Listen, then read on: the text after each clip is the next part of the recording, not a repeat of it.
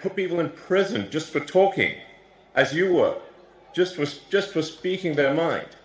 The essence of democracy is it should be a government for the people, by the people. And in fact, this is a government against the people and not for the people. This is why everyone is gathered here today, is something's got to be done. This is unacceptable. The government needs to be responsible to the people of Britain. It needs to protect Britain. It needs to protect the weak, those who cannot protect themselves, especially the children. And when I read about some of the horrific stories and how the government did nothing and tried to hide it, they try to hide these horrific crimes.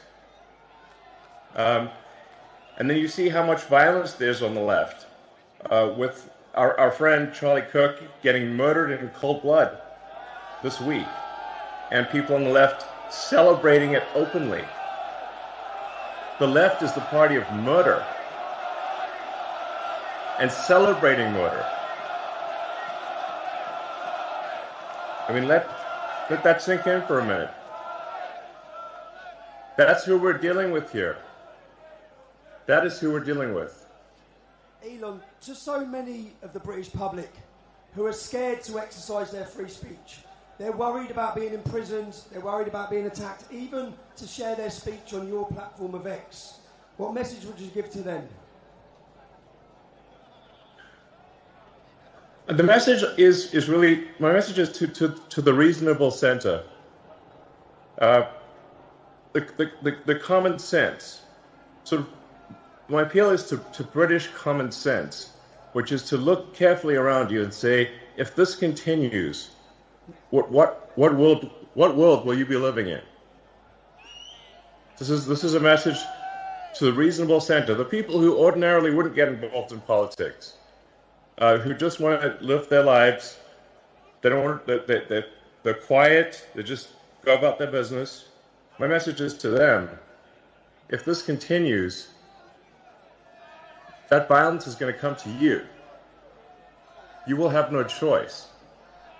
You're in a fundamental situation here where whether you choose violence or not, violence is coming to you. You either fight back or you die. You either fight back or you die.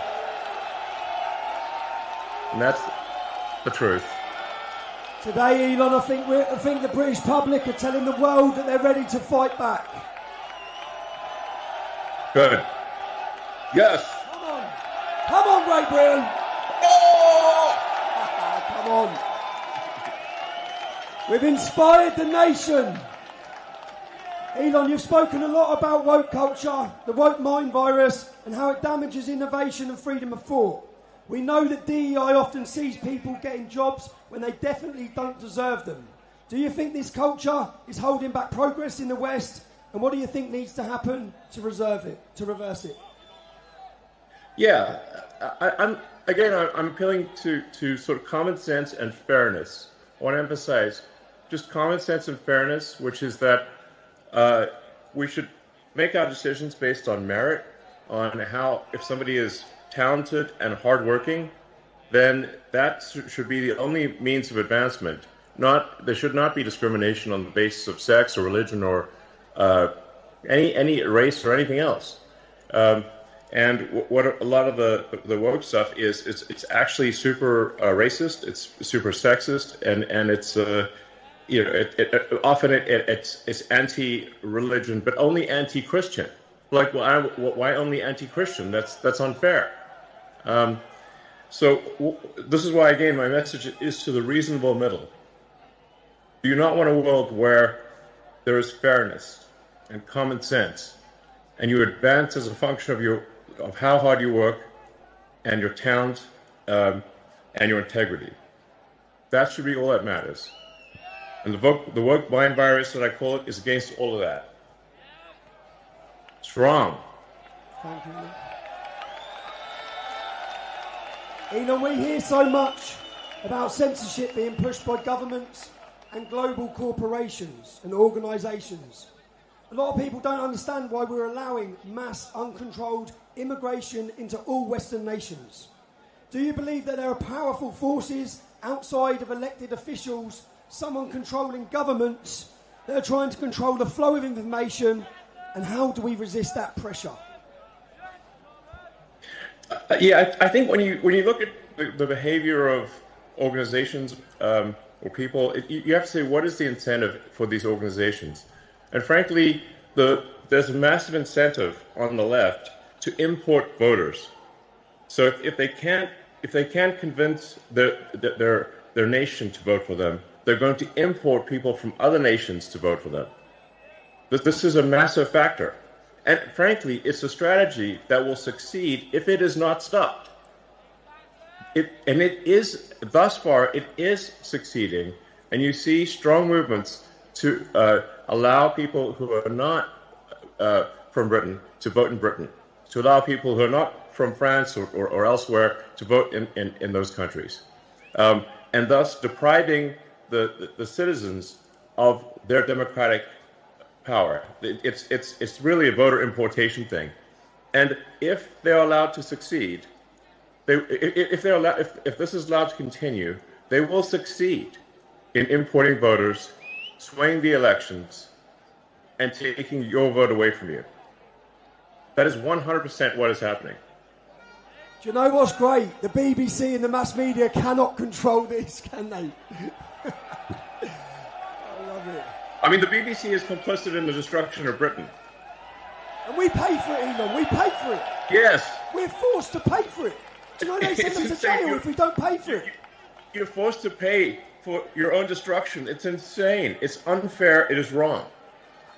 Elon, a lot of ordinary people that are here today, they feel ignored, they feel censored, or they're labelled just for speaking up about their legitimate fears and concerns in their communities. Do you believe technology, like X or even AI, can finally give power back to those people?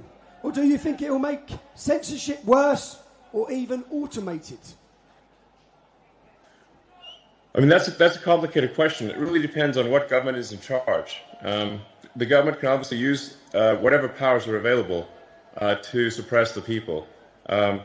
And so I really think there's got to be a change of government in Britain. And you can't, we don't have another 4 years or whatever the next election is. It's too long. Something's got to be done. There's got to be a dissolution of Parliament and a new vote held. And really what matters is rallying the people of Britain, really getting the people of Britain to get the message out there, talk to your friends and family, and build a massive power base among the people. And like I said, you really got to appeal to the sort of average, the normal people that just want to go about their business, that they're sort of in a village somewhere, they're working, they just want to mind their own business. But you've got to point out to them that if we don't take action, they won't be able to mind their own business because other people are going to come and maraud them. There's genuine risk of rape and murder, and the destruction of the country, and dissolution of the entire way of life. And so, yes, in the normal course of business, if you weren't under a massive attack, then people should go about their business and just live their lives. But unfortunately, if the fight comes to you, you don't have a choice. You have to fight. So you have to rally all of the people of Britain to fight for the future. Let me ask and the people if of this doesn't Britain, happen, there won't be a future. are you ready to fight for your future, Britain? Fight for your future. Do it. Go. Will we be gagged any longer, Britain? Go. But you know what I mean, Tommy. You know what I mean. I mean, I talk to my friends in Britain, and they're like, yes, they live in a village here or there, or a town or city here or there, and they're like, well, it doesn't seem like it's really that much of a problem. I'm like, well, if you want to know what's going to happen to your town or village, just visit London, and you'll see that it's filled with crime. It often doesn't feel like Britain at all. And it's only a matter of time before that is what happens to your town or village. It starts in London, but it will spread to every town and village in the country, and no one will have any peace. We're running out of time, people. We're running out of time. Elon, you Yes. built rockets, you built cars, you built satellites, you built AI. Things most of us couldn't dream of. It's fair to say you're a visionary. When you look at leaders in Europe and the UK today, do you think they share the same talent for future vision, or do you feel like they'll be left behind and out of touch? Well, I think we've got to have a freer country, a freer. Europe in general has to be freer. It's stifled by bureaucracy. I think it's good that Britain left the EU because there's just too much bureaucracy in the EU. But frankly, instead of really going down a path of personal freedom and deregulation and getting rid of these stifling regulations, unfortunately, the British government has pretty much stayed on par with the EU. If not in some ways made the stifling regulation worse. If you have excess government regulation and oppression, you stifle the freedom of people to try new and great ideas. And Britain used to be a country that did amazing things, some of the boldest things on the entire planet. And that is possible in the future. But it can't be done if you've got this massive oppressive bureaucracy and a government that doesn't care about its people. And that has to change. There has to be profound change. And there's not much time left. Elon, you've said before that civilization is fragile. We agree. Yes. It's precious. When you look at the West right now, every country in the West, with its wars, its divisions, its censorship, and its declining trust in institutions, none of us trust them at all. None of the public trust them. For good reason. Are you optimistic or pessimistic about where we are heading? I think if the people of Britain take charge and actually ensure that there's a government that represents their interests and not a government that represents foreign interests, then I think Britain has a great future. And I think we can be optimistic. I think there's amazing things that are possible. If the technology that's coming is used in the right way, we can have an incredibly exciting future, one which is, sort of Star Trek made real. It's sort of like the exciting utopian sci-fi where we have spaceships and we've got robots and we've got incredible technologies that are really exciting. But we need to preserve civilization long enough for that to happen, and we need to go onward and upward, and we need to fight for such a future. Such a future is not inevitable. We have to fight for such a future. I think that many British people had lost hope, but after today's scene, have you got hope again, Britain? Britain is awake. Thanks to you, Elon. Thanks to your input. Can we just ask? Well, thanks to you, Tommy. Thank you, brother. Can we ask, what do you see as the future of the UK and Europe in your vision? Where are we heading? What's the future like for us? Well, I think there needs to be a future where people take charge, where there's deregulation, a massive reduction in bureaucracy, and generally a new hope, where people look forward, wake up in the morning and look forward to the future. They're excited about what's going to happen next. But we must have revolutionary government change for that to occur. And this is not ordinary course of business sort of stuff. This really requires everyone to sort of marshal the people, to take charge, reform the government, and make sure that you actually have a government that is for the people, by the people. And that's essential. And that's not, so we're really at a fork in the road here. We're at a fork in the road to darkness or greatness. And that will be decided only in a matter of years. And we must take the path to greatness. And that's the path that's exciting and inspiring and will make life worth living. Elon, you've done more than anyone to shine a torch on the crimes committed against a generation of our daughters.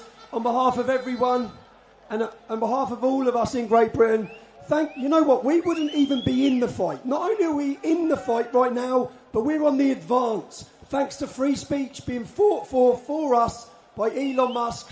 We're very grateful, sir. You're most welcome. Thank you.